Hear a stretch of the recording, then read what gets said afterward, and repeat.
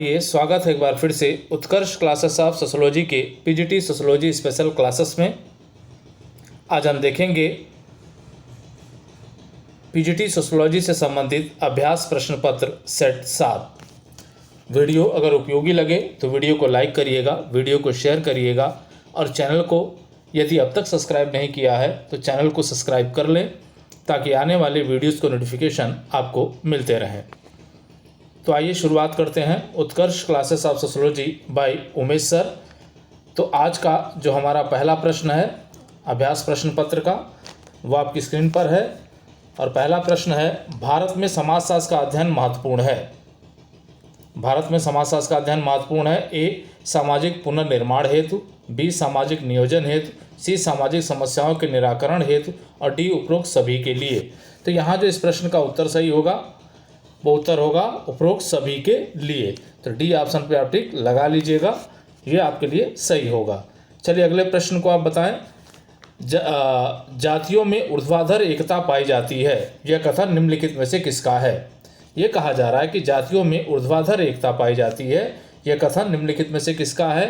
ए K M. Kapadia, B G S. Ghurye, C M N. Srinivas और D मैकिम merit. तो किसका कथन है ये, तो यहाँ ध्यान दें ये कथन है एम.एन. श्रीनिवास का। तो आप सी ऑप्शन पे यहाँ पे टिक लगाएंगे तो आपका ऑप्शन सही होगा। अगला देखें आप जो है, निम्न में से कौन सुमेलित नहीं है। ये कहा जा रहा है कि निम्न में से कौन सुमेलित नहीं है। ए अंतर समूह, आगे दिया गया हम समूह, बी वे समूह बी वाह्य समूह, वे समूह, सी प्रारंभिक समूह जिसके आगे दिया गया आमने सामने के संबंध और डी लघु समुदाय जिसको हम कहते हैं प्रसंग समूह। तो यहाँ पे आप देखिए तो ये जो चार ऑप्शन दिए गए हैं आगे इनके सुमेलित अर्थ दिए गए हैं, शब्द दिए गए हैं। ये कहा जा रहा कौन सा सुमेलित नहीं है। तो यहाँ देखें हम तो अंतर समूह को हम क्या कहते हैं, हम समूह कहते हैं, वाह्य समूह को हम वे समूह कहते हैं, प्रारंभिक समूह को हम आमने सामने के संबंध वाले समूह मानते हैं, लेकिन लघु समूह जो कि प्रसंग समूह नहीं होता है। इस वजह से डी ऑप्शन क्या हो जाएगा आपका इस प्रश्न के लिए सही हो जाएगा, क्योंकि यही सही सुमेलित नहीं है। अगला देखें आप जो है, अगस्त कॉम्टे ने सामाजिक संगठन को क्या माना है। ए सामाजिक संरचना, बी सामाजिक संस्तरण, सी सामाजिक व्यवस्था और डी सामाजिक एकीकरण। तो यहाँ पे आप देखें तो अगस्त कॉम्टे जो बात करते हैं वो सामाजिक व्यवस्था की बात करते हैं, तो यहाँ पे आप सी ऑप्शन सही हो जाएगा। तो चौथे के लिए सी आप टिक लगाएंगे। अगला देखें आप, धर्म, विवाह, परिवार, जाति आदि निम्न में से किसका उदाहरण है। यह कहा जा रहा है कि जो धर्म है, विवाह है, परिवार है, जाति है, वह निम्न में से किसका उदाहरण है। ए सामाजिक प्रतिमानों का, बी सामाजिक मूल्यों का, सी सामाजिक मानकों का और डी सामाजिक संस्थाओं का। तो ये किसका उदाहरण है भाई ये सब, तो ये उदाहरण है सामाजिक संस्थाओं का। तो डी ऑप्शन आपके लिए सही हो जाएगा। अगला, मैक्स वेबर के अनुसार सामाजिक क्रिया का उदाहरण निम्नलिखित में से कौन सा है। सामाजिक क्रिया का उदाहरण मैक्स वेबर के अनुसार पूछा जा रहा है। ए वर्षा होने पर व्यक्तियों का अपना अपना छाता खोलना, बी दो साइकिल सवारों का एक दूसरे से टकराना, सी दो साइकिल सवारों का एक दूसरे से टकराने के बाद झगड़ा करना और डी ट्रेन में सफ़र कर रहे व्यक्ति।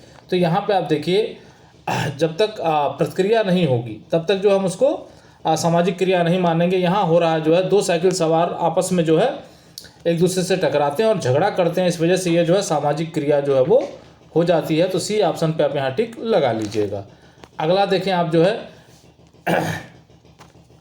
लैटिन भाषा के जेनिटर शब्द का अर्थ होता है। ये कहा जा रहा है कि लैटिन भाषा का जो जेनिटर शब्द है उसका क्या अर्थ है। ए जैविक पिता, बी सामाजिक पिता, सी सामाजिक माता और डी दत्तक पिता। क्या होता है ये, तो यहाँ देखें सातवां, इसको कहा जाता है जैविक पिता। जेनिटर का मतलब होता है जैविक पिता। तो सातवां का क्या लगाएंगे आप, ए टिक लगाएंगे, महत्वपूर्ण है, ध्यान रखिएगा। अगला, किसके अनुसार समाजशास्त्र व विज्ञान है जो समाज का अध्ययन करता है। समाजशास्त्र व विज्ञान है जो समाज का अध्ययन करता है। ए गिडिंग्स, बी ओडम, सी बोटोमोर और डी वार्ड। तो किसकी परिभाषा है ये, तो ये परिभाषा है ओडम की। तो ये परिभाषा ओडम की, ध्यान रखिएगा, महत्वपूर्ण है, पूछा जा सकता है कि समाजशास्त्र व विज्ञान है जो समाज का अध्ययन करता है। अगला देखिए, जनजातीय उत्थान के लिए 5 मूल सिद्धांत सर्वप्रथम निम्नलिखित में से किसने प्रस्तुत किया था या किसके द्वारा प्रस्तुत किया गया था। ए महात्मा गांधी द्वारा, बी बेरियर एल्विन द्वारा, सी ठक्कर बप्पा द्वारा और डी पंडित जवाहरलाल नेहरू द्वारा। तो जनजातियों के लिए जो 5 मूल सिद्धांत दिया गया था वो जो है पंडित जवाहरलाल नेहरू के द्वारा दिया गया था। इस वजह से डी ऑप्शन यहाँ पर सही हो जाएगा। अगला, निम्न में से बालक के जन्म से पूर्व संपन्न किया जाने वाला संस्कार है। ये कहा जा रहा है कि निम्न में से बालक के जन्म के पूर्व संपन्न किया जाने वाला संस्कार क्या है। तो ये देखिए, पुष्पन संस्कार, बी सीमांतोन्नयन संस्कार, सी गर्भाधान संस्कार और डी उपरोक्त सभी। तो यहाँ पे आप देखिए, जो भी पुष्पन संस्कार कहें, सीमांतोन्नयन संस्कार कहें या गर्भाधान संस्कार कहें, ये तीनों ही संस्कार जो है जन्म के पूर्व जो है मनाए जाते हैं। इस वजह से डी ऑप्शन आपका यहाँ पर सही हो जाएगा। डी को आप टिक लगा लीजिएगा। चलिए अगला देखें आप जो है, किसका मानना है कि जीवन के संसाधनों की कमी संघर्ष का कारण है, या जीवन में संसाधनों की कमी संघर्ष का कारण है। ए हाबहाउस, बी माल्थस, सी कार्ल मार्क्स और डी कोजर। तो किसने कह रखा है भाई इसको? तो ये कह रखा है माल्थस ने। किसका कथन है ये? माल्थस का कथन है कि जीवन के संसाधनों की कमी संघर्ष का कारण बनता है। अगला प्रश्न देखें, निम्नलिखित में से किसके साथ महिला सशक्तिकरण की अवधारणा संबंधित है? कहा जा रहा है कि निम्न में से किसके साथ महिला सशक्तिकरण की अवधारणा संबंधित है। ए सामाजिक सशक्तिकरण से, बी राजनीतिक सशक्तिकरण से, सी आर्थिक सशक्तिकरण से और डी उपरोक्त सभी के सशक्तिकरण से। तो यहाँ पे आप देखिए, तो जो महिला सशक्तिकरण है वो संबंधित है सामाजिक सशक्तिकरण से, राजनीतिक सशक्तिकरण से, आर्थिक सशक्तिकरण से। इसका मतलब कि उपरोक्त सभी से। तो डी ऑप्शन आपका यहाँ पर सही हो जाएगा। चलिए अगला देखें आप, निम्नलिखित में से जाति व्यवस्था के अभिलाक्षणिक विशेषता नहीं है। यह कहा जा रहा है कि जाति व्यवस्था की अभिलाक्षणिक विशेषता नहीं है। ए अनुलंब गतिशीलता, बी अधिक्रमिक वर्गीकरण, सी प्रदत्त परिस्थिति और डी अंतर्विवाही संस्तरण। तो यहाँ आप देखें, जब हम जाति व्यवस्था में गतिशीलता की बात करते हैं तो यहाँ जाति व्यवस्था में गतिशीलता नहीं पाई जाती। तो ए ऑप्शन आपके लिए यहाँ पर 13 का सही हो जाएगा। तो ये जो है ए पे आप टिक लगा लीजिएगा। चलिए अगला देखें आप जो है, भारत के जनसंख्या वृद्धि का वर्तमान में सर्वाधिक महत्वपूर्ण कारक निम्नलिखित में से कौन सा है? जो भारत में जनसंख्या वृद्धि हो रही है, वर्तमान में सबसे महत्वपूर्ण कारक कौन सा है? ए बाल विवाह, बी स्वास्थ्य सुविधाओं में सुधार, सी मृत्यु दर पर नियंत्रण और जी जन्म दर की अधिकता। तो यहाँ पे देखिए, जो वर्तमान में है वो वर्तमान में जो प्रमुख कारक निकल कर सामने आता है वो है मृत्यु दर में कमी। हमारे यहाँ मृत्यु दर में बड़ी तीव्र गति से जो है वो कमी आई है, जबकि बाल विवाह अब हमारे यहाँ लगभग अपवाद रह गए हैं। स्वास्थ्य सुविधाओं में सुधार हुआ है, जिसकी वजह से हमारी औसत आयु बढ़ी है। यहाँ जन्म दर की अधिकता नहीं है, बल्कि जन्म दर में निरंतर जो है कमी आ रही है, लेकिन मृत्यु दर पर जो है हमने नियंत्रण स्थापित कर लिया है। इस वजह से सी ऑप्शन यहाँ पर सही हो जाता है। अगला देखें आप, निम्न में से कौन व्यवस्था के अनुकूलन को कमजोर करता है? व्यवस्था के अनुकूलन को कौन कमजोर करता है? ए प्रकार, बी अकार्य, सी प्रथा और डी परंपरा। तो ये करता है अकार्य। अकार्य क्या करता है? अनुकूलन को कमजोर करता है। निम्न में से किसने कहा समाज ही वास्तविक देवता है? बहुत ही महत्वपूर्ण है, समाज ही वास्तविक देवता है। ए इमाइल दुर्किम, बी हर्बर्ट स्पेंसर, सी अगस्ट कॉम्टे और डी मैक्स वेबर। इसको आप बता सकते हैं और इसका उत्तर सही होगा क्या? ए इमाइल दुर्किम। अगला देखें आप जो है, निम्न में से सत्य है। ये कहा जा रहा है कि निम्न में से क्या सत्य है? ए संस्था मूर्त है, बी संस्था अमूर्त है, सी संस्था अस्थायी है और डी ए और बी दोनों। तो संस्था क्या है भाई? तो संस्था जो है कार्य प्रणालियों की एक व्यवस्था जो होती है अमूर्त। तो बी ऑप्शन पे आप टिक यहाँ पर लगा लेंगे। चलिए अगला देखें आप जो है, निम्न में से ब्याज प्रसूति की प्रथा क्या निर्दिष्ट करती है? कहा जा रहा है कि निम्नलिखित में से ब्याज प्रसूति की प्रथा क्या निर्दिष्ट करती है? ए स्वच्छंद यौन संबंध को, बी जनजातीय विवाह को, सी पति द्वारा गर्भधारण के मिथ्या आभास को और डी बच्चों के जन्म से संबंधित असूचिता को। तो यहाँ जो ब्याज प्रसूति है वो जनजातियों में पाए जाने वाली एक प्रथा है, जिसमें पति द्वारा गर्भधारण की मिथ्याभास को, कहने का मतलब पति जो है, पत्नी जब गर्भधारण करती है जो है, जिसमें बच्चा जन्म लेता है, जिस कष्ट से वो गुजरती है, पति भी क्या करता है? उसी कष्ट का अनुभूति करता है। तो इसी को जो है ब्याज प्रसूति कहा जाता है। तो सी ऑप्शन आपका यहाँ पर सही हो जाएगा। चलिए अगले प्रश्न पर हम चलते हैं। निम्न में से किसने धर्म, प्रजा और रति को हिंदू विवाह का उद्देश्य माना है? ए राधा कमल मुखर्जी, बी के.एम. पाड़िक्कर और सी के.एम. कपाड़िया और डी इरावती कर्वे। तो यहाँ पे माना है के.एम. कपाड़िया ने। तो यहाँ पे आप देखें तो सी ऑप्शन आपका यहाँ पे सही हो जाएगा। तो 19 का सी पे आप टिक लगाइएगा, महत्वपूर्ण है ये। चलिए अगला प्रश्न हम देखते हैं। औद्योगिक क्रांति के दौरान ग्रेट ब्रिटेन में औद्योगिकरण किस उद्योग के माध्यम से हुआ? ए लकड़ी उद्योग में, बी सूती कपड़ा उद्योग में, सी खनन उद्योग में और डी लौह एवं इस्पात उद्योग में। तो यहाँ पे आप देखिए जो ग्रेट ब्रिटेन में जो औद्योगिकरण हुआ वो आया सूती कपड़ा उद्योग में। तो यहाँ पे आप जो है बी ऑप्शन आपके लिए सही हो जाएगा, महत्वपूर्ण है, पूछा जा सकता है। अगला देखें आप जो है, निम्न में से किस जनजाति में नैतिकता का दोहरा मानदंड पाया जाता है?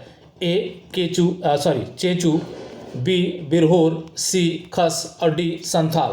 तो ये कहा जा रहा है कि जनजातियों में नैतिकता का दोहरा मानदंड पाया जाता है। तो ये पाया जाता है खस जनजातियों में। तो सी ऑप्शन पे आप टिक लगाइएगा। अगला प्रश्न आप देखें। जब दो लोग एक दूसरे के साथ अंतःक्रिया करते हैं तो वो बनाते हैं।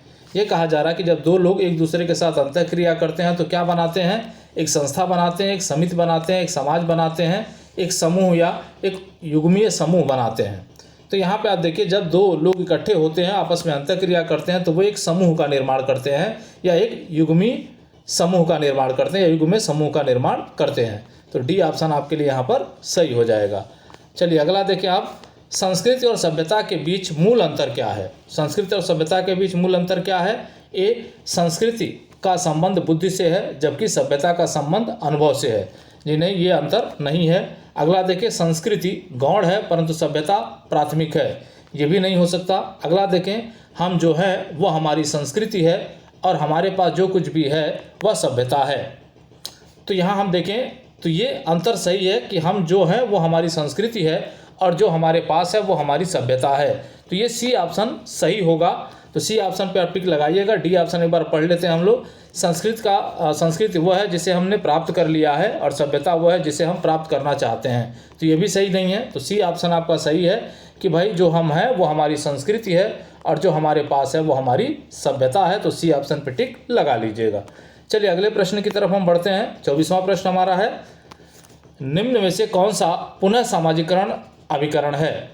ये कहा जा रहा है कि निम्नलिखित में से कौन सा पुनः सामाजिकरण का अभिकरण है? ए प्राथमिक समूह, बी क्रीड़ा समूह, सी सैन्य अकादमी और डी समकक्ष समूह।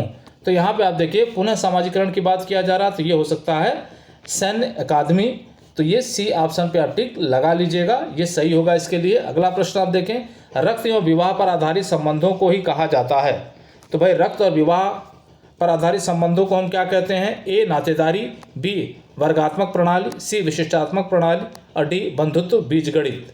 क्या कहा जाता है भाई रक्त और विवाह पर आधारित संबंधों को? ये कहा जाता है नातेदारी। तो ए ऑप्शन पे आप टिक लगाएंगे तो सही होगा। अगला देखिए आप। टानिज के अनुसार पड़ोस निम्न में से किस प्रकार में आता है? ये कहा जा रहा है कि टानिज के अनुसार पड़ोस निम्न में से किस प्रकार में आता है? ए समिति में, बी प्राथमिक समूह में, सी गौण में और गौण समूह में और डी समुदाय में। तो किस में आता है पड़ोस जो है? तो यहाँ पे आप देखिए तो समुदाय और समिति की बात करते हैं। गैसेलसॉफ्ट और गेमिसॉफ्ट की बात ये करते हैं जो समिति और समुदाय से जुड़ा हुआ है। तो निश्चित है कि पड़ोस जो आएगा इनका वो आएगा समुदाय के अंतर्गत। तो डी ऑप्शन पे आप टिक लगा लीजिएगा। अगला। निम्न में से कौन सी एक प्रक्रिया असहयोगात्मक नहीं है? निम्न में से कौन सी प्रक्रिया असहयोगात्मक नहीं है? ए प्रतियोगिता, तो ये असहयोगात्मक है ये। बी व्यवस्थापन, सी संघर्ष और डी प्रतिकूलन। तो यहाँ पे आप देखिए तो ये जो है असहयोगात्मक है, संघर्ष जो है असहयोगात्मक है, प्रतियोगिता असहयोगात्मक है, व्यवस्थापन जो है सहयोगात्मक प्रक्रिया है ये। तो बी ऑप्शन पे आप यहाँ टिक लगा लीजिएगा, सही हो जाएगा। अगला देखें। अगले प्रश्न का उत्तर आप बता सकते हैं। हिंदुओं में संगोत्र विवाह का निषेध निम्नलिखित में से किसका उदाहरण है? ए गोत्र बहिर्विवाह का, बी ग्राम बहिर्विवाह का, सी अगम्य गमन वर्जन का, सी सजातीय विवाह का। तो यहाँ पे आप देखिए जो संगोत्र विवाह का निषेध है वो गोत्र बहिर्विवाह से संबंधित होगा। तो ए ऑप्शन पे आप टिक यहाँ लगा लेंगे। अगला। महिला पुरुष शक्ति संबंध की संरचना का आधार निम्नलिखित में से कौन सा है? जो महिला पुरुष शक्ति संबंध है उसकी संरचना का आधार क्या है पूछा जा रहा है। ए महिला पुरुष समानता, बी महिला पुरुष असमानता, सी महिला पुरुष पद सोपान और डी महिला पुरुष भेदभाव। तो यहाँ पे आप देखिए तो महिला और पुरुष का जो पद सोपान है वह जो है शक्ति संबंध की संरचना का आधार बनता है। तो सी ऑप्शन पे आप टिक लगा लीजिएगा। चलिए अगला देखें आप जो है जातिवाद को समाप्त करने, ये कहा जा रहा है कि जातिवाद को समाप्त करने के लिए अंतरजातीय विवाह को अधिक करने का सुझाव दिया है। अधिकाधिक होना चाहिए था यहाँ जो है, तो यहाँ अधिकाधिक कर लीजिएगा या अधिक करने का सुझाव दिया है। ए GS घुरिये ने, बी ड्यूमा ने, सी DP मुखर्जी ने और डी विनय कुमार सरकार ने। तो ये कहा जा रहा है कि जातिवाद को यह समाप्त करना है तो अंतर्जातीय विवाह को बढ़ावा देना होगा। ये सुझाव किसका है? तो ये सुझाव है GS घुरिये का। तो ए ऑप्शन पे आप टिक लगाइएगा। 30 का ये आपका सही हो जाएगा। अगला, निम्न में से कौन सा नाम थ्योरी ऑफ सोशलाइजेशन से जुड़ा हुआ है, या यूँ कह लें कि समाजीकरण के सिद्धांत से किसका नाम जुड़ा हुआ है? ए कूले, बी मीड, सी फ्रायड और डी उपरोक्त सभी। तो क्या होगा भाई? तो कूले भी जुड़े हैं, मीड भी जुड़े हैं, फ्रायड भी जुड़े हैं, इस वजह से डी ऑप्शन आपके लिए सही हो जाएगा। उपरोक्त सभी समाजीकरण के सिद्धांत से जुड़े हुए हैं। अगला देखें आप जो है, निम्न में से किसने कहा वैश्वीकरण में आधुनिकता और उत्तर आधुनिकता दोनों सम्मिलित हैं?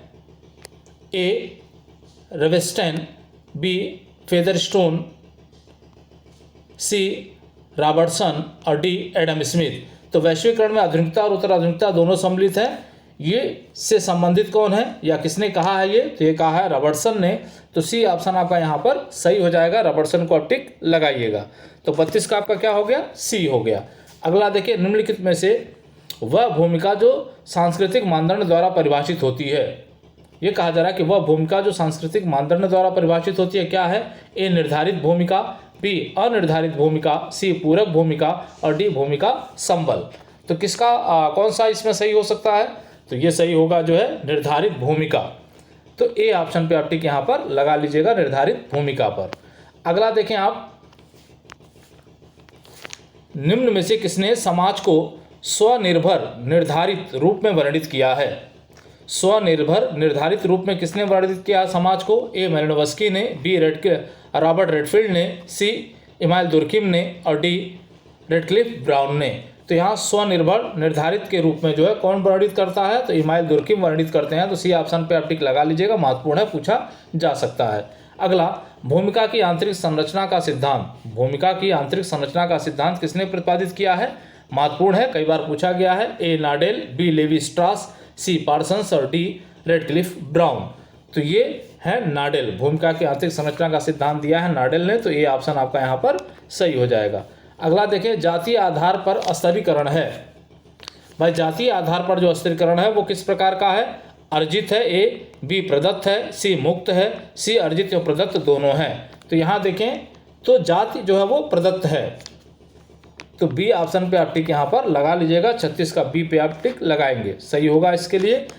अगला देखिए, सामाजिक स्तरीकरण अध्ययन है। सामाजिक स्तरीकरण किसका अध्ययन है भाई? ए सामाजिक समस्याओं का, बी सामाजिक विघटन का, सी सामाजिक असमानताओं का और डी सामाजिक समानताओं का।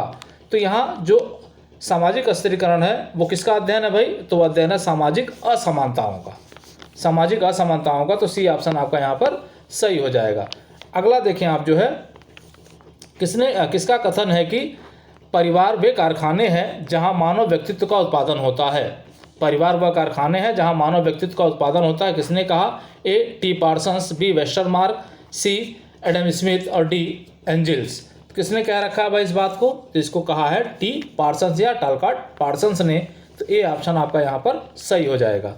अगला देखिए आप, निम्नलिखित में से कौन सा बंधु भावना जेमनीसेफ्ट, बंधु भावना जेमनीसेफ्ट संबंधों का उदाहरण नहीं है? तो जब हम बंधु भावना की बात करते हैं, जेमनीसेफ्ट की बात करते हैं, तो सीधा सा इसका मतलब होता है समुदाय का। तो अब आए, आसान हो जाएगा। अब ए व्यक्तिगत संबंध, बी अनौपचारिक संबंध, सी भावनात्मक संबंध और डी उपयोगितावादी संबंध। तो नहीं पूछा जा रहा है। तो यहाँ पे आप देखिए तो बंधुत्व भावना के अंतर्गत या बंधु भावना के अंतर्गत या जेमनीसेफ्ट के अंतर्गत या समुदाय के अंतर्गत हम उपयोगितावादी संबंध स्थापित नहीं करते। तो डी ऑप्शन आपका यहाँ पर सही हो जाएगा। चलिए अगला देखिए आप, निम्नलिखित में से किसने विलासी वर्ग को अभिजात वर्ग की संज्ञा दी है? A Karl Marx, B Fairchild, C Toynbee और डी बेबलन। तो विलासी वर्ग की बात कौन करता है? तो यहाँ विलासी वर्ग को अभिजात वर्ग की संज्ञा दिया है, तो विलासी वर्ग की बात करता है बेबलन, और ये ऑप्शन सही हो जाएगा डी। अगला देखें आप जो है, भारत की कुछ जनजातियों में किसी लड़की से विवाह करने से पूर्व लड़के द्वारा अपनी शक्ति सिद्ध करने की प्रथा है, इसे कहते हैं, क्या कहते हैं भाई? ए हठ विवाह, बी परीक्षण विवाह, सी परिवीक्षा विवाह और डी घुसपैठ विवाह। कौन सा विवाह है ये? तो ये जो है परीक्षण विवाह होता है, जिसमें लड़कों को जो है क्या देना पड़ता है? परीक्षा देना पड़ता है। अगला देखें आप, मैक्स वेबर ने किसकी उपस्थिति या अनुपस्थिति के रूप में शक्ति और सत्ता में विभेद किया है? मैक्स वेबर ने किसकी उपस्थिति या अनुपस्थिति के रूप में शक्ति और सत्ता में विभेद किया है? ए प्राधिकार, बी नौकरशाही, सी वैधता और डी तार्किकता। तो यहाँ पे आप देखिए कौन सा सही उत्तर होगा इसमें? तो ये होगा सी, वैधता के आधार पर। किसके आधार पर किया है? तो वैधता के आधार पर किया है, तो यहाँ सी ऑप्शन आपके लिए सही हो जाएगा। अगला, हो जनजाति में स्वयं की इच्छा से अथवा प्रेम विवाह को कहा जाता है। ये कहा जा रहा है कि हो जनजातियों में जो है स्वयं की इच्छा से या प्रेम विवाह को क्या कहा जाता है? ए राजी खुशी, बी दूध लौटावा, सी ओपुर्तिपी और डी गंधर्व विवाह। क्या कहा जाता है? तो ये कहा जाता है राजी खुशी। हो जनजाति में प्रेम विवाह को राजी खुशी कहा जाता है, तो ये ऑप्शन आपका सही हो जाएगा। अगला देखें, सम्मित परिवार। ये कहा जा रहा है सम्मित परिवार की अवधारणा किसने प्रतिपादित की है? सम्मित परिवार की अवधारणा किसने प्रतिपादित की है? ए जिमरमैन, बी मर्डॉक, सी यंग और बिलमार्ट और डी मैकावेरियो पेज। तो किसने किया है भाई? तो इस परिवार या सम्मित परिवार की अवधारणा जो दिया है वो यंग और बिलमार्ट ने दिया है। महत्वपूर्ण है, पूछा जा सकता है, तो सी ऑप्शन पे आप टिक लगा लीजिएगा। अगला, निम्न में से कौन भारत में विविधता का स्रोत नहीं है? निम्नलिखित में से कौन भारत में विविधता का स्रोत नहीं है? ए जाति, बी राष्ट्रीय प्रतीक, सी धर्म और डी संस्कृति। तो हमारे यहाँ विभिन्न प्रकार की जातियाँ हैं, जाति विविधता पाई जाती है, धर्म विविधता पाया जाता है, संस्कृत विविधता पाई जाती है, लेकिन जो राष्ट्रीय प्रतीक होता है वो जो है विविधता का नहीं बल्कि एकता का सूचक होता है, तो बी ऑप्शन पे आप यहाँ टिक लगा लीजिएगा। अगला देखें आप जो है, सोशल मॉर्फोलॉजी, सामाजिक आकारिकी की संकल्पना संबंधित है।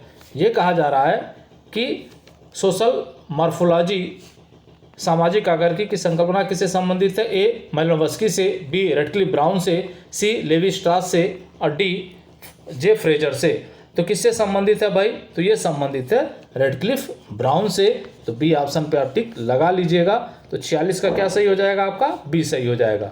अगला, निम्न में से किसने भारत में विधवाओं पर कार्य किया है? भारत में विधवाओं पर किसने कार्य किया है पूछा जा रहा है। ए अल्टरचेन, बी उष्णा पटनायक, उत्सना पटनायक, बी वंदना शिवा और डी रजनी कोठारी। तो किसने अध्ययन किया है भारत में विधवाओं पर? तो अध्ययन किया अल्टरचेन ने, तो ए ऑप्शन आपका यहाँ पर सही हो जाएगा, तो ए पर टिक लगा लेंगे। अगला देखें आप, जीएस घुरिये के बाद मुंबई विश्वविद्यालय के समाजशास्त्र विभाग के अध्यक्ष बनाए गए, या ये क्वेश्चन और पूछता है इसी के आधार पर जो बताया कि आपको जीएस घुरिये के उत्तराधिकारी कौन थे? A K M Kapadia, B A R Desai, C Radha Kamal Mukherjee और डी इरावती कर्वे। तो यहाँ पे आप देखिए के एम कपाड़िया कौन बनाए गए थे?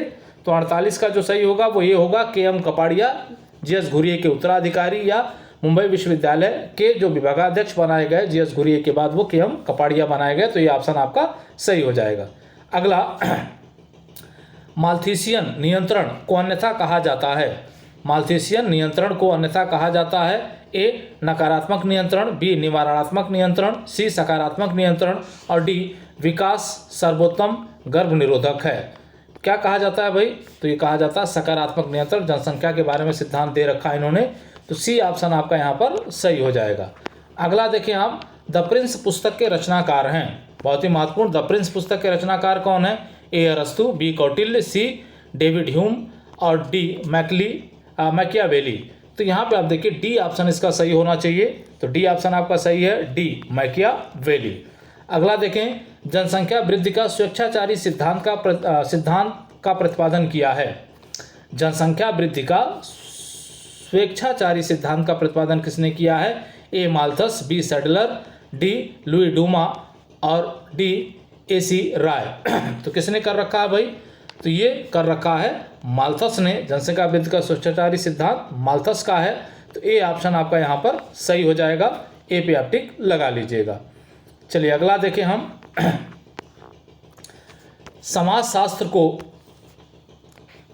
एक अकादमिक विषय के रूप में स्थापित करने में महत्वपूर्ण भूमिका निम्नलिखित में से किसने निभाया? समाजशास्त्र को अकादमिक विषय के रूप में किसने स्थापित किया? ए मैक्स वेबर ने, बी कार्ल मार्क्स ने, सी इमानुएल दुर्खिम ने और डी हर्बर्ट स्पेंसर ने।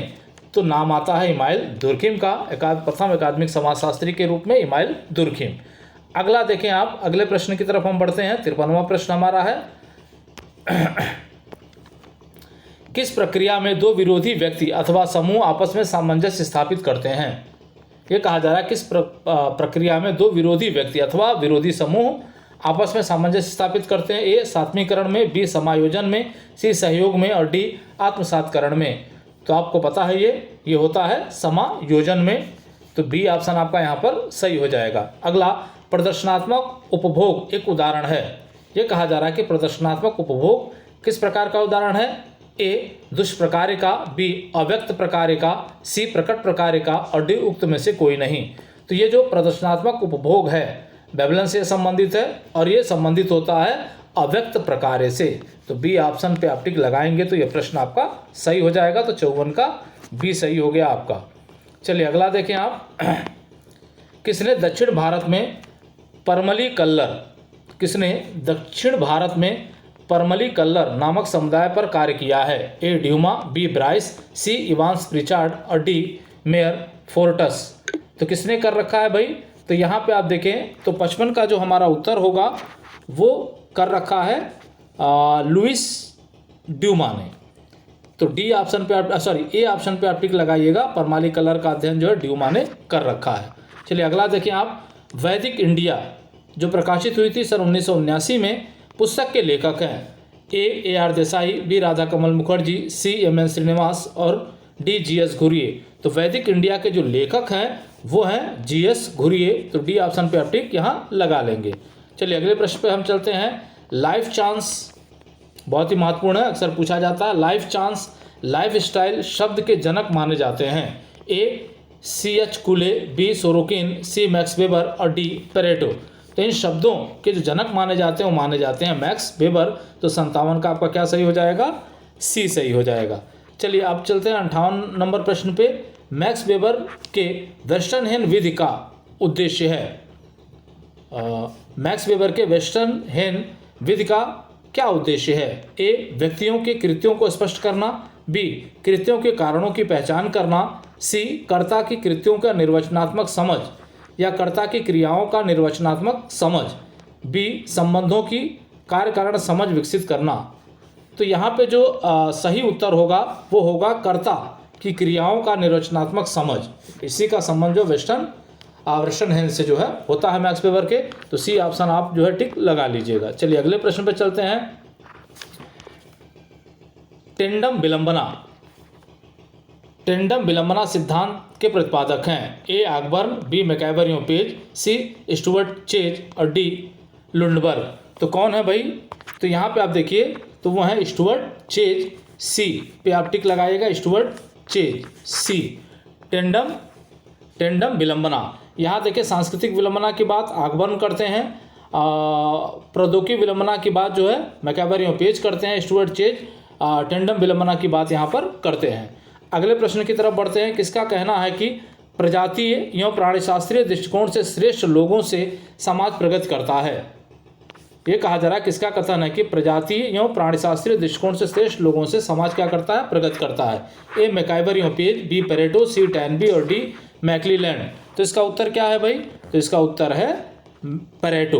तो बी ऑप्शन पे आप टिक यहाँ लगाइएगा तो ये प्रश्न आपके लिए सही होगा।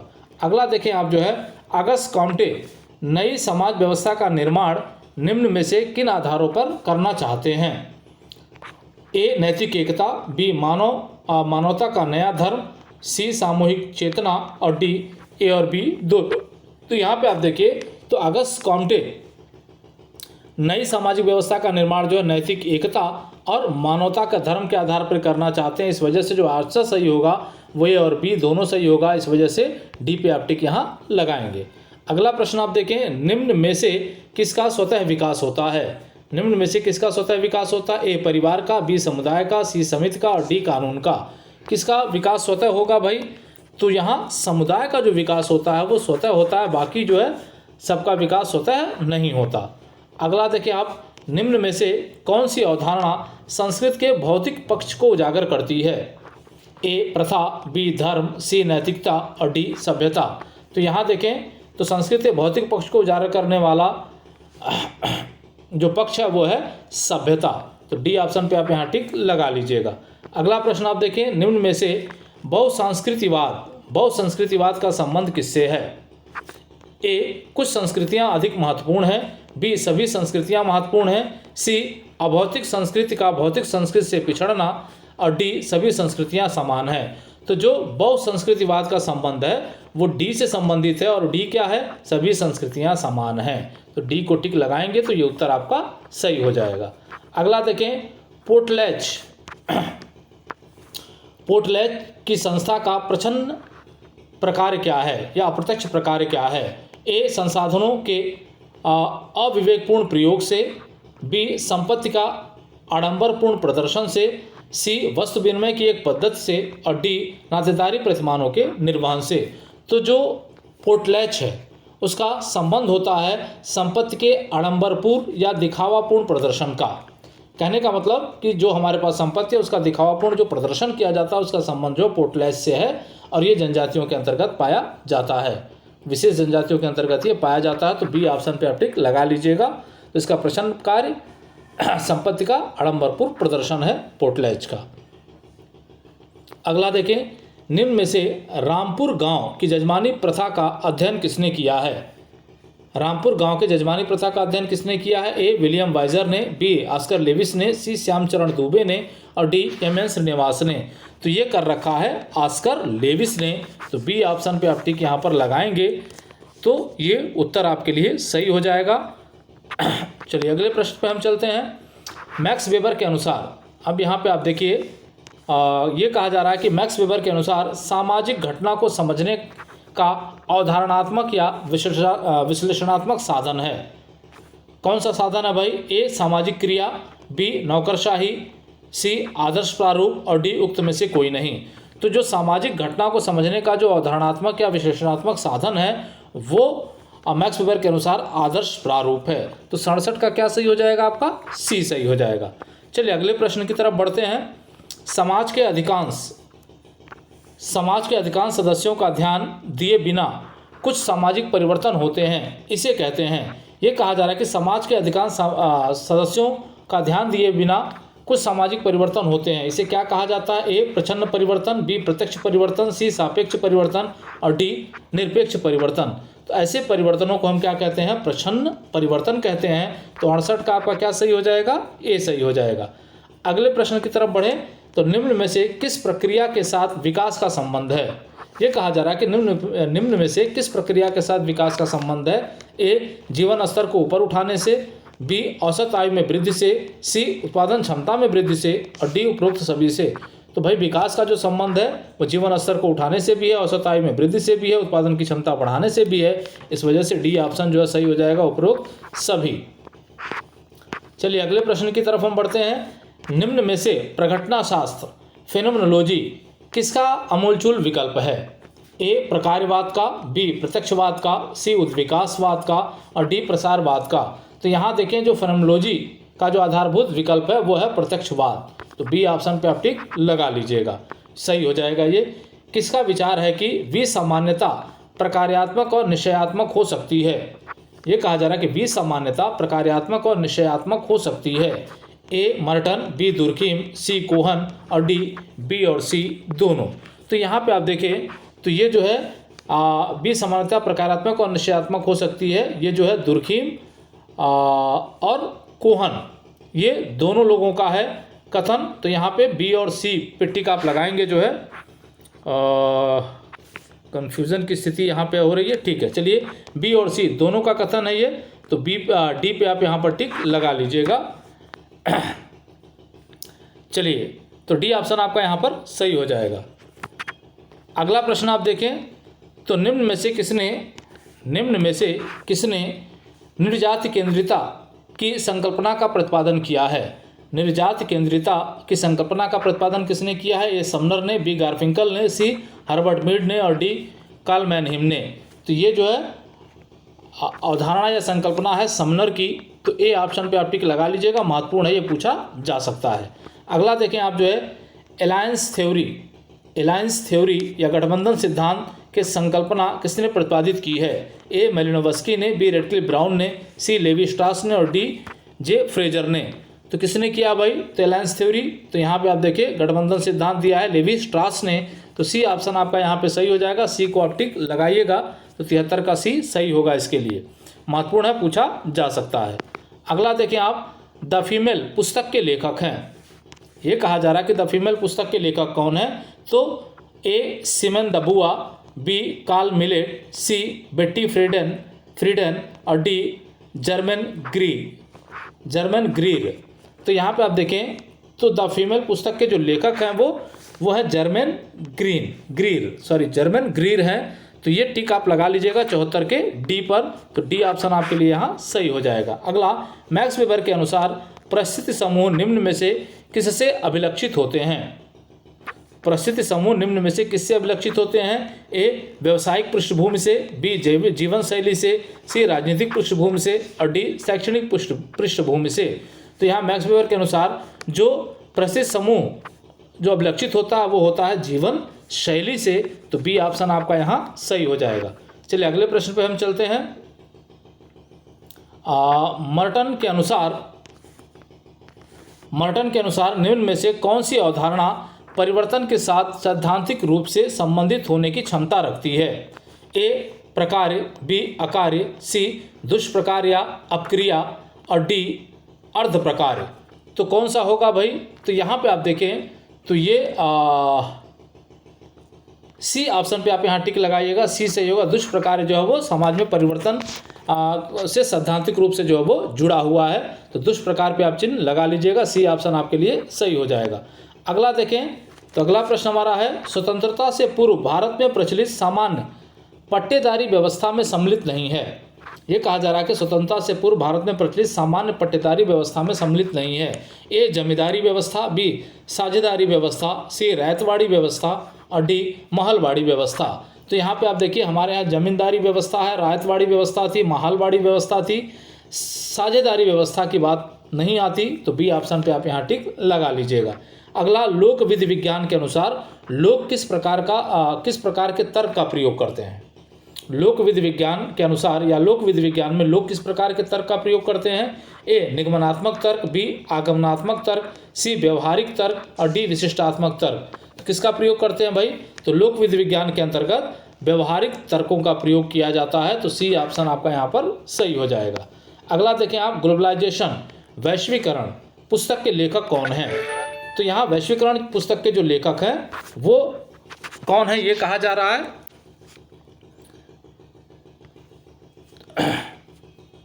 वैश्वीकरण पुस्तक के लेखक कौन है ये पूछा जा रहा है आपसे जो है, तो यहाँ पे आप देख लें ऑप्शन दिया जा रहा है ए रॉबर्टसन, बी फेदरस्टोन, सी रेवेस्टन और डी एडम स्मिथ। तो यहाँ पे आप देखिए तो जो उत्तर सही होगा वो उत्तर होगा रॉबर्टसन का। किसका सही है? रॉबर्टसन। ग्लोबलाइजेशन पुस्तक के लेखक कौन है? तो वो रॉबर्टसन है, तो ए ऑप्शन आपका जो है वो सही हो जाएगा। अगला देखें आप जो है उत्पादन के साधन व्यक्ति की संस्कृति को पूर्ण रूप से निर्धारित करते हैं। जो उत्पादन के साधन होते हैं वो व्यक्ति की संस्कृति को पूर्ण रूप से निर्धारित करते हैं, यह किसका मानना है? ए लेवी स्कोजर का, बी कार्ल मार्क्स का, सी जॉनसन का और डी एडम स्मिथ का। तो किसका मानना है भाई? तो उत्पादन के साधनों की बात कौन करता है? तो ये करता है कार्ल मार्क्स, इस वजह से बी ऑप्शन आपका यहाँ पर सही हो जाएगा। अगले प्रश्न की तरफ बढ़ते हैं हम जो है नामपत्रण सिद्धांत। ये प्रश्न पिछले वीडियोस में भी आए होंगे। नामपत्रण सिद्धांत में प्रमुख संकल्पना है, कौन सी संकल्पना है भाई? ए आकांक्षा, बी कलंक, सी सहानुभूति और डी प्रेरणा। तो यहाँ नामपत्रण सिद्धांत का प्रमुख जो संकल्पना है वो है कलंक, तो बी ऑप्शन आपका यहाँ पर सही हो जाएगा। अगला देखें समाज के लिए निम्न में से किसका होना अनिवार्य है? समाज के लिए निम्न में से किसका होना अनिवार्य है? ए व्यक्तियों का समूह, बी परस्पर अंतःक्रिया, सी सामाजिक संबंध और डी उपरोक्त सभी। तो एक समाज के लिए व्यक्तियों के समूह होना आवश्यक है, परस्पर अंतःक्रिया का भी होना आवश्यक है, सामाजिक संबंध का होना आवश्यक है। इस वजह से डी ऑप्शन आपका यहाँ पर सही हो जाएगा। डी पे आप टिक लगा लेंगे तो सही होगा। अगला देखें, इसको आप बता सकते हैं निम्न में से निम्न वर्ग संस्कृति का एक उदाहरण है। निम्न में से निम्न वर्ग संस्कृति का एक उदाहरण है। ए पर संस्कृति, बी उप संस्कृति, सी प्रति संस्कृति और डी प्रभु संस्कृति। तो क्या हो सकता है उदाहरण? तो ये है उप संस्कृति। तो बी ऑप्शन पे आप टिक यहाँ लगा लेंगे। अगला, पशुवत प्रवृत्तियों का मानवीकरण। पशुवत प्रवृत्तियों का मानवीकरण ही सबसे बड़ी सेवा है जो प्राथमिक समूह करते हैं। ये किसका मानना है? ए सी एच कूले का, बी किंग्सले डेविस का, सी जे एच मीड का और डी फ्रायड का। तो भाई किसका मानना है ये? तो ये मानना है जो है सी एच कूले का और ए ऑप्शन पे आप टिक लगाएंगे तो ये सही होगा। महत्वपूर्ण है, कई बार ये पूछा जा चुका है। अगला देखिए आप, किन्हीं पद स्थिति से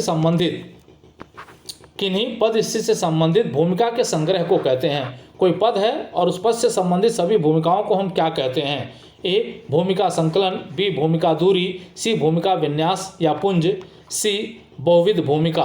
तो इसको क्या कहा जाएगा? तो ये कहा जाएगा भूमिका विन्यास या भूमिका पुंज। तो 85 का सी सही हो जाएगा। अगला देखें आप, निम्न में से किसने उल्लेख किया है कि सामाजिक परिवर्तन उतार चढ़ाव के रूप में घड़ी के पेंडुलम की भांति एक स्थिति से दूसरी स्थिति के बीच होता रहता है? किसका कथन है ये? ए आगबन या निमकाफ का, बी टायलर का, सी सोरोकिन का और डी पेरेटो का। तो घड़ी के पेंडुलम की बात सामाजिक परिवर्तन को उतार चढ़ाव द्वार के रूप में किसने व्यक्त किया है? तो वो व्यक्त किया है सी सोरोकिन ने। तो सी ऑप्शन पे आप टिक लगाएंगे तो ये आपके लिए सही होगा। अगला देखें आप, अगले प्रश्न की तरफ देखें तो यहाँ एक समाज में विधिक संस्थाओं का कार्य है। ए एकीकरण, बी अनुकूलन, सी प्रतिमान अनुरक्षण और डी लक्ष्य प्राप्त। तो किसी भी संस्था, विधिक संस्था का जो कार्य होता है वो विशिष्ट लक्ष्यों को प्राप्त करना होता है। इस वजह से डी ऑप्शन आपका यहाँ पर सही हो जाएगा। लक्ष्य प्राप्त करना जो है वो कार्य है विधिक संस्थाओं का। अगला देखें, निम्न में से किसने धर्म और जादू को पवित्र तथा विज्ञान को अपवित्र के रूप में वर्गीकृत किया है? ए रेडक्लिफ ब्राउन ने, बी इमाइल दुर्किम ने, सी रॉबर्ट के मर्टन ने और डी मेलिनोवस्की ने। तो किसने कर रखा है भाई? तो यहाँ पे आप देखिए ये किया है मेलिनोवस्की ने। तो डी पे टिक लगाएंगे, महत्वपूर्ण है, पूछा जा सकता है। तो धर्म और जादू को ये पवित्र मानते हैं जबकि विज्ञान को अपवित्र मानते हैं मेलिनोवस्की। अगला देखिए आप जो है उपनगरीय समूहन। उपनगरीय समूहन की अवधारणा निम्न में से किसने दी है? ए पार्क ने, बी बर्गस ने, सी गिडिंग्स ने और डी ए और बी दोनों ने। तो यहाँ देखें तो उपनगरीय समूहन की जो अवधारणा दिया है वो गिडिंग्स ने दे रखा है। इस वजह से सी ऑप्शन आपका यहाँ पर सही हो जाएगा। तो सी पे आप टिक लगा लेंगे। चलिए अगले प्रश्न की तरफ बढ़ते हैं। सामाजिक परिवर्तन को प्राकृतिक प्रवरण या प्राकृतिक चयन जिसको कहते हैं, नेचुरल सिलेक्शन जिसको कहते हैं, के आधार पर प्रकट किया है। ए इमाइल दुर्किम ने, बी आगबन या निमकाफ ने, सी हर्बर्ट स्पेंसर ने और डी सोरोकिन ने। तो किसने प्रस्तुत किया है भाई? तो ये किया है हर्बर्ट स्पेंसर ने। तो सी ऑप्शन पे आप टिक लगाइएगा। प्राकृतिक प्रवरण या नेचुरल सिलेक्शन या प्राकृतिक चयन की जो अवधारणा दे रखा है वो सामाजिक परिवर्तन का वो हर्बर्ट स्पेंसर है। तो सी सही हो जाएगा इसके लिए। अगला देखिए आप, ये कहा जा रहा है कि परिवर्तन का वो कौन सा प्रतिरूप या सुझाव देता है? परिवर्तन का कौन सा प्रतिरूप या सुझाव देता है कि परिवर्तन संघर्ष और समाधान के माध्यम से होता है? ए प्रकार्यात्मक, बी द्वंद्वात्मक, सी उद्विकासवादी और डी प्रगतिवादी। तो कौन देगा भाई कि सुझाव देगा कि परिवर्तन जो है वो संघर्ष और समाधान के माध्यम से होता है? तो वो ये द्वंद्वात्मक देगा। तो बी ऑप्शन पे आप टिक लगाएंगे तो ये ऑप्शन आपके लिए सही हो जाएगा। चलिए अगले प्रश्न पे चलते हैं। निम्न में से प्रौद्योगिकी को सामाजिक परिवर्तन का अप्रत्यक्ष कारक किसने माना है? निम्नलिखित में से प्रौद्योगिकी को सामाजिक परिवर्तन का अप्रत्यक्ष कारक, ध्यान रखिएगा, अप्रत्यक्ष कारक किसने माना है? ए वेबलन ने, बी कार्ल मार्क्स ने, सी सेडलर ने और डी ओपलर ने। तो यहाँ देखिए कंफ्यूज नहीं होना है। यहाँ देखिए कार्ल मार्क्स ने इसको माना है। तो बी ऑप्शन पे आप टिक लगा लीजिएगा। अगर अप्रत्यक्ष कारक आता है तो वो कार्ल मार्क्स होंगे, लेकिन अगर प्रत्यक्ष कारक आता है तो वो वेबलन होंगे। ये ध्यान रखिएगा। अगला देखें आप, मानक शून्यता एनोमी शब्द का प्रयोग निम्नलिखित में से किसने किया है? ए कार्ल मार्क्स ने, बी इमाइल दुर्किम ने, सी आर.के. मर्टन ने और डी बी और सी दोनों ने। तो यहाँ पे आप देखिए, तो ये जो है मानक शून्यता एनोमी जो शब्द है उसका प्रयोग सबसे पहले इमाइल दुर्किम ने किया था, फिर बाद में जो है विस्तृत व्याख्या आर.के. मर्टन ने किया है। इस वजह से डी ऑप्शन सही होगा यहाँ पे, बी और सी दोनों। तो डी पे आप टिक यहाँ पर लगा लेंगे। चलिए अगला देखिए आप, निम्न में से किसने राज्य को पूंजीपति बुर्जुआ के सामान्य कार्यों के प्रबंधन के लिए समिति माना है? किसने राज्य को पूंजीपति या बुर्जुआ के सामान्य कार्यों के प्रबंधन के लिए समिति माना है? A closure, B Harvard Dahl, C Max Weber और डी कार्ल मार्क्स। तो किसने माना है भाई? तो ये माना है कार्ल मार्क्स ने। तो डी ऑप्शन पे आप यहाँ टिक लगाएंगे तो ये सही हो जाएगा। अगला देखिए, बड़ा ही महत्वपूर्ण, उत्तर भारत में या उत्तरी भारत में क्षेत्रीय बहिर्विवाह के लिए कहावत है। उत्तर भारत में क्षेत्रीय बहिर्विवाह के लिए कहावत है, कौन सी कहावत है? ए पूरब की बेटी और पश्चिम का बेटा, बी सीमा सिमना भाईचारा, डी देवरा बोक्कालिंगा और डी पश्चिम का बेटा और पूरब की बेटी। तो इसमें कौन सा कथन उत्तरी भारत में जो है प्रयोग किया जाता है? तो यहाँ पे आप देखें तो ये किया जाता है पूरब की बेटी और पश्चिम का बेटा, ये जो है विवाह जो है समुचित माना जाता है। तो ए ऑप्शन जो है आपका सही हो जाएगा यहाँ पे। अगला देखें आप, जो है ट्राइब कास्ट एंड नेशंस पुस्तक के लेखक हैं। यहाँ पे आप देख लें, ट्राइब कास्ट एंड नेशन पुस्तक के लेखक हैं। ए किंग्सले डेविस, बी क्रोबर, सी एफ.जी. बेली और डी ड्यूमा। तो कौन है भाई इस पुस्तक के लेखक? तो इस पुस्तक के लेखक हैं एफ.जी. बेली। महत्वपूर्ण है, पूछा जा सकता है। ट्राइब कास्ट एंड नेशन पुस्तक एफ.जी. बेली। अगला देखें, निम्न में से सरलता से जटिलता तथा समानता से भिन्नता की ओर होने वाला परिवर्तन क्या है भाई? ए प्रगति है, बी विकास है, सी विकास है और डी उपरोक्त सभी है। तो यहाँ सरलता से जटिलता या समानता से भिन्नता की ओर होने वाला यह है परिवर्तन उद्विकास। तो बी पे आप टिक लगा लीजिएगा। अगला देखें आप, जो है वैश्विक परिवार जिसको हम ऑटोमिस्टिक फैमिली कहते हैं की अवधारणा किसने प्रस्तुत की है? महत्वपूर्ण है, पूछा जाता है अक्सर। ए मार्गन ने, बी वेस्टरमार्क ने, सी मर्डॉक ने और डी जिमरमैन ने। तो किसने कर रखा है भाई? तो ये किया है जिमरमैन ने। वैश्विक परिवार या ऑटोमिस्टिक फैमिली का उल्लेख की अवधारणा का उल्लेख जो है जिमरमैन ने किया। तो डी ऑप्शन पे आप टिक लगाएंगे तो ये सही हो जाएगा। अगला देखिए, बड़ा ही महत्वपूर्ण, हर परीक्षा में लगभग पूछ लेता है। गेमिनसाफ्ट और गैशेलसाफ्ट की अवधारणा किसने दी है? ए स्मेल्सर ने, बी टायलर ने, सी टानिज ने और डी मैक्स वेबर ने। तो ये जो अवधारणा दे रखी है वो अवधारणा दिया है टानिज ने। तो 99 का आपका क्या सही होगा? सी सही हो जाएगा। महत्वपूर्ण है, याद कर लीजिएगा, रट लीजिएगा, इसको अक्सर पूछा जाता है और पूछा जाएगा। अगला देखें आप, सामाजिक अंतःक्रिया 3 स्तरों पर होती है। निम्नलिखित में से कौन सा स्तर नहीं है? ये कहा जा रहा है कि जो सामाजिक अंतःक्रिया है वो 3 स्तरों पर होती है, इनमें से कौन सा नहीं है? यहाँ देखें, ए व्यक्ति से व्यक्ति के बीच, गांव से शहर के बीच, सी व्यक्ति से समूह के बीच और समूह से समूह के बीच। तो यहाँ देखिए, जो अंतःक्रिया होती है व्यक्ति से व्यक्ति के बीच होती है, व्यक्ति से समूह के बीच होती है, समूह से समूह के बीच होती है, गांव से शहर के बीच की बात नहीं होती। तो यहाँ पे बी ऑप्शन आपका यहाँ पर सही हो जाएगा। अगला देखें आप, जो है निम्न में से किसने संस्थाओं की सामान्य और विकृत कार्यप्रणाली के बीच अंतर बताया है? यहाँ पे आप देखिए, निम्नलिखित में से किसने संस्थाओं के सामान्य और विकृत कार्यप्रणाली के बीच अंतर बताया है? ए इमाइल दुर्किम ने, बी मैक्स वेबर ने, सी हर्बर्ट स्पेंसर ने और डी मेलिनोवस्की ने। तो ये बताया है इमाइल दुर्किम ने। तो ए ऑप्शन आपका जो है वो सही हो जाएगा, ध्यान रखिएगा। अगला, निम्न में से उद्विकास की अवधारणा का प्रयोग धर्म के लिए किसने किया? महत्वपूर्ण है, ध्यान रखिएगा। निम्न में से उद्विकास की अवधारणा का प्रयोग धर्म के लिए किसने किया है? ए लेवी ब्रूहल ने, बी मार्गन ने, सी अगस्त कॉम्टे ने और डी टायलर ने। तो यहाँ देखें, जो उद्विकास की अवधारणा का प्रयोग धर्म के लिए करते हैं टायलर। तो डी ऑप्शन आपका यहाँ पर सही हो जाएगा। तो 102 का डी पे आप टिक लगाएंगे तो वो सही साबित होगा।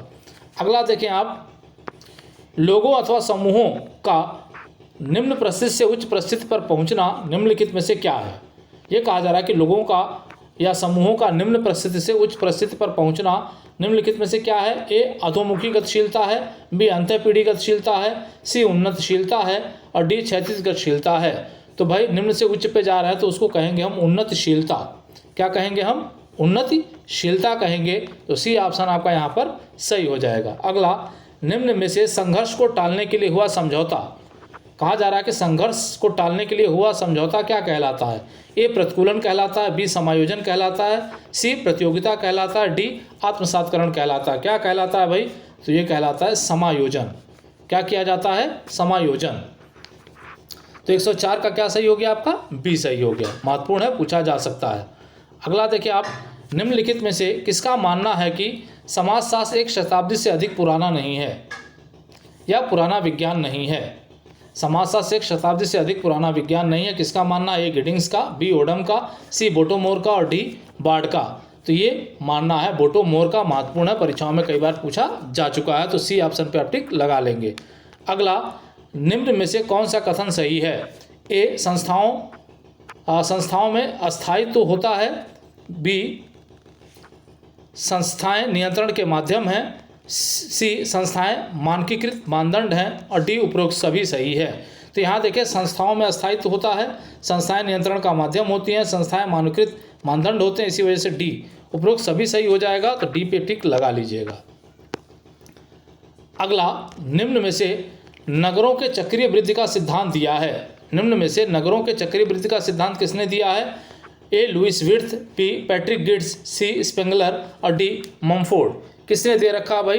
तो 107 का जो उत्तर सही होगा वो सही होगा पैट्रिक गिड्स का। तो बी ऑप्शन पे आप यहाँ टिक लगा लीजिएगा। जो चक्रीय वृद्धि का सिद्धांत दिया नगरों की, वो दिया पैट्रिक गिड्स ने। अगला देखें आप, जो है बचपन से मनुष्य के सामाजिकरण की एजेंसी को क्रम अनुसार लिखिए। कहने का मतलब कि बच्चों का जो सामाजिकरण शुरू होता है वो किससे शुरू होता है और धीरे धीरे किन किन एजेंसियों से होता हुआ आगे बढ़ता है, ये पूछा जा रहा है। ए परिवार, स्कूल, समकक्ष समूह और धर्म, बी धर्म, परिवार, स्कूल, समकक्ष समूह, सी परिवार, समकक्ष समूह, स्कूल और धर्म, डी परिवार स्कूल, समकक्ष समूह, धर्म और परिवार। तो यहाँ आप देखिए जो सही उत्तर होगा, सबसे पहले समाजीकरण शुरू होता है परिवार से, फिर शुरू होता है जो होता है स्कूल में, फिर समकक्ष समूह से होता है, फिर धर्म से होता है। तो ए ऑप्शन इसके लिए सही साबित होगा।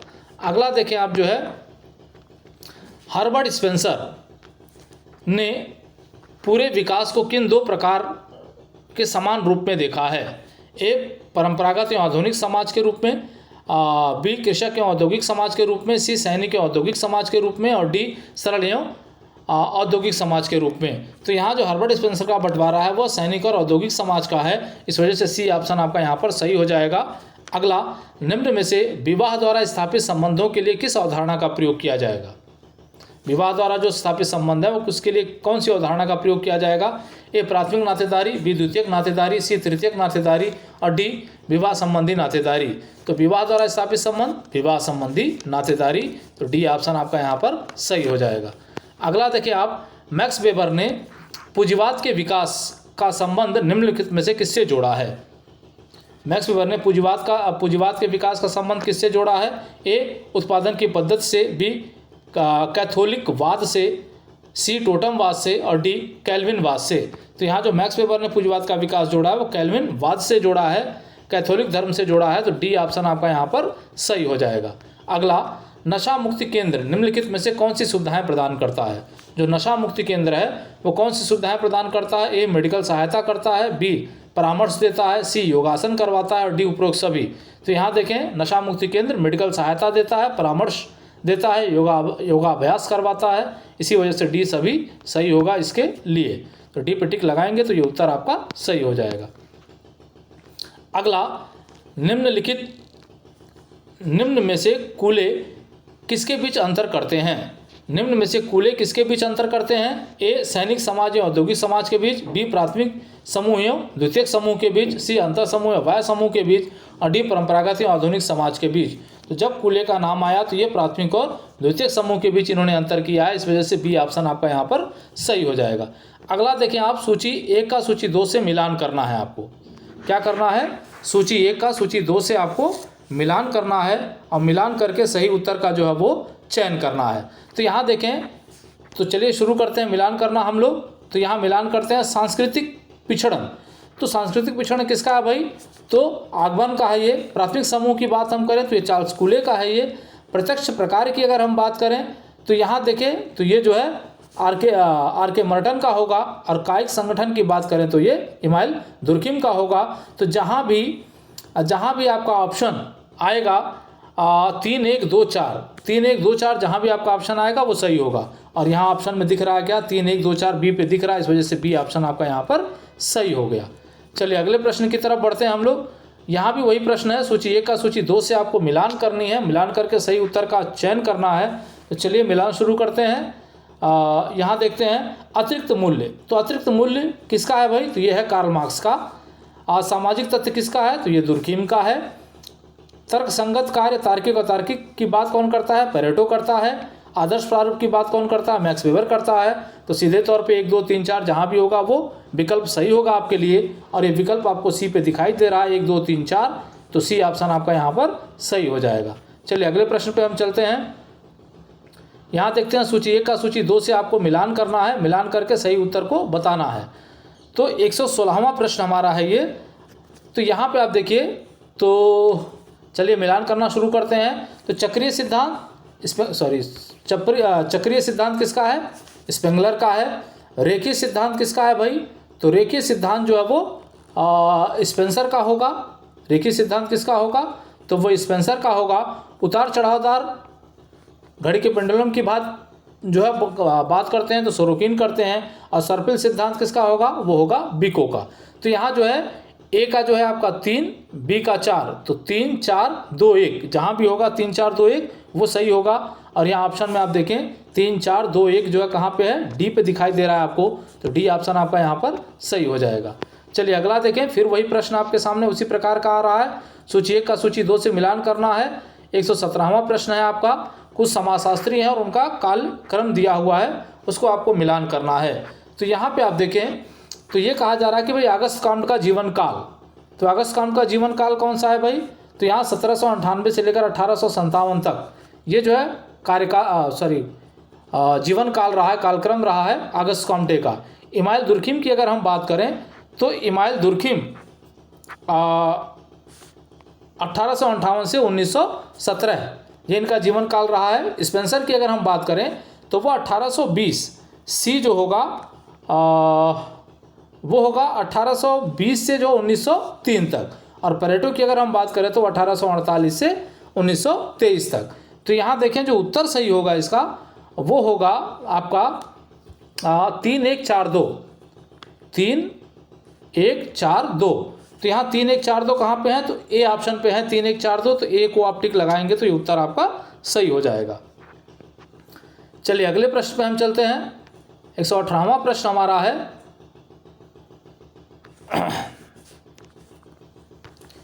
उद्विकास की प्रक्रिया किस प्रकार की होती है? ये कहा जा रहा है कि उद्विकास की प्रक्रिया किस प्रकार की होती है? ए विशिष्ट से सामान्यता, अविशिष्टता से सामान्यता की ओर होने वाला परिवर्तन है। बी सामान्यता से विशिष्टता की ओर होने वाला परिवर्तन है। सी सभी प्रकार के सामाजिक परिवर्तन। डी समाज के संगठित प्रयास द्वारा सामाजिक परिवर्तन। तो यहाँ देखें जो उद्विकास है उसका सीधा सा संबंध है सामान्यता से विशिष्टता की ओर होने वाला परिवर्तन, तो बी ऑप्शन आपका यहाँ पर सही हो जाएगा। चलिए अगले प्रश्न पे चलते हैं। कार्ल मार्क्स के अनुसार निम्न में से वर्ग संघर्ष के लिए कौन सा तत्व अत्यधिक महत्वपूर्ण माना जाता है? ये कहा जा रहा है कि कार्ल मार्क्स के अनुसार वर्ग संघर्ष के लिए कौन सा तत्व सर्वाधिक महत्वपूर्ण माना जाता है? ए वर्ग अचेतना कहा जा रहा है। बी वर्ग चेतना। सी वर्ग हित। और डी वर्ग संगठन।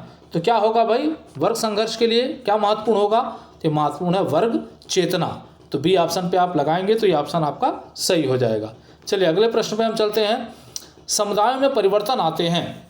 ये कहा जा रहा है कि समुदायों में परिवर्तन आते हैं क्योंकि समाज स्थिर है इस वजह से।